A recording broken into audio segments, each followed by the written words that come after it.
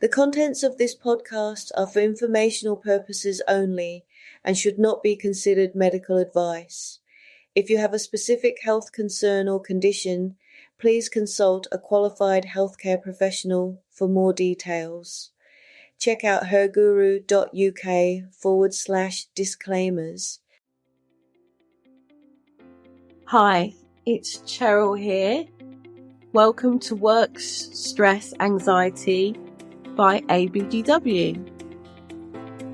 One of the most expensive mistakes I think we make at work is assuming that everyone being nice means that they are safe. Nice can be real, lovely. Keep it. I'm not saying let's throw kindness into the bin like some unwanted office sandwich. But nice can also be what I would call surface level, strategic. Nice can be what happens before pressure arrives. And sometimes people who smile at you most warmly is not the person who's protecting your welfare, who respects your role as a manager or leader, or is telling the truth when it matters. Annoyingly, I know, very inconvenient of reality, isn't it? This is part 2 of the season's Reveal People. In part 1, we looked at what happens when new management change, the emotional weather at work. Today, we're going a bit deeper into discernment and how to recognize the difference between friendly contact and genuine safety. The reason this matters to me is because people often do not leave damaging situations only because someone openly was cruel. Sometimes they leave because the atmosphere became impossible to breathe in, while everyone continued using very reasonable tones of voice. That is the bit people struggle to explain. It sounds like a small thing from the outside, a tone, a meeting, a shift in access, a lack of warmth, being left out or being watched, a sense that if you say the wrong thing, the floor might quietly move underneath you. And because nobody has shouted, your brain says, maybe I'm imagining it.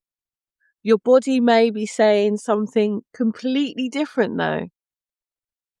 What I've noticed is that many high-functioning women have been trained, directly or indirectly, to be reasonable at their own expense. Give people the benefit of the doubt. Don't be difficult. Be professional. Keep the peace. Don't make it awkward. Maybe they didn't mean it. Maybe you should just be more resilient. There it is. The old resilience trumpet. But resilience without reality can become self-abandonment.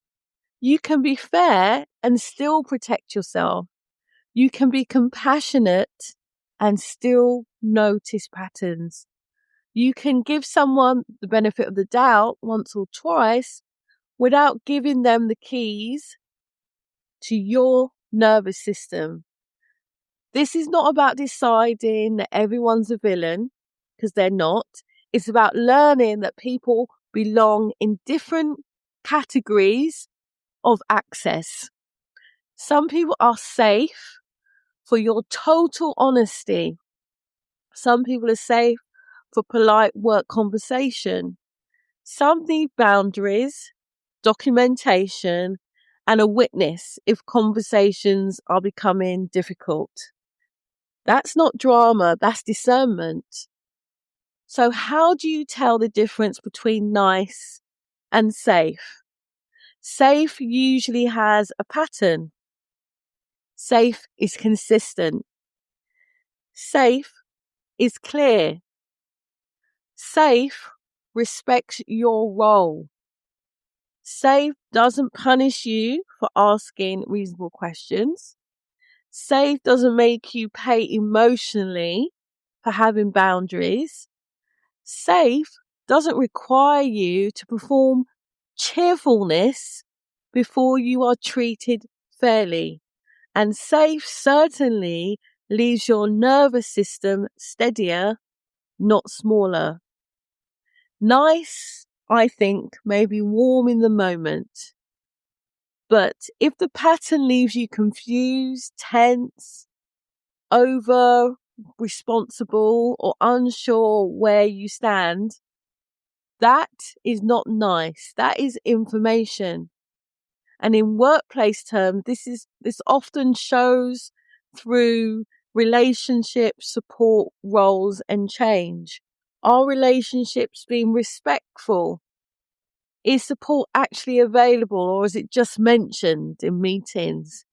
Is your role clear, or is it consistently shifting? Is change explained properly, or are you expected to absorb it with a smile while you're dunking a biscuit into your tea? And if things are becoming uncomfortable, keep it grounded. Date, time, what happened, what was said, what changed, what impact it had, what you asked for, what response you received. Now, you might want to try this little micro step.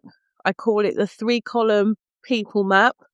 You write 3 headings on a bit of paper: warmth, pressure, evidence.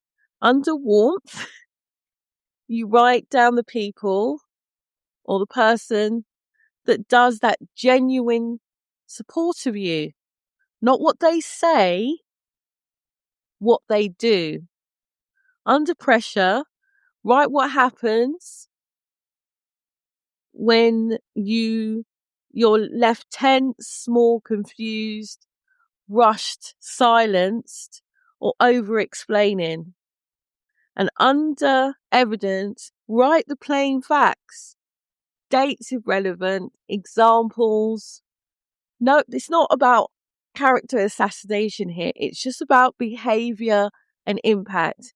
So, for example, warmth, you might say they want open communication. They say they want open communication.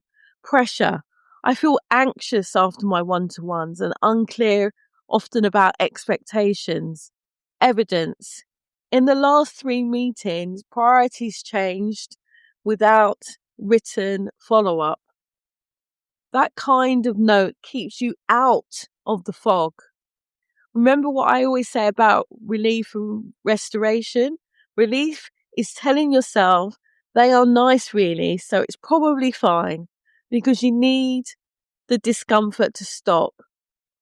Restoration is saying they may be nice, but I still need to look at the pattern.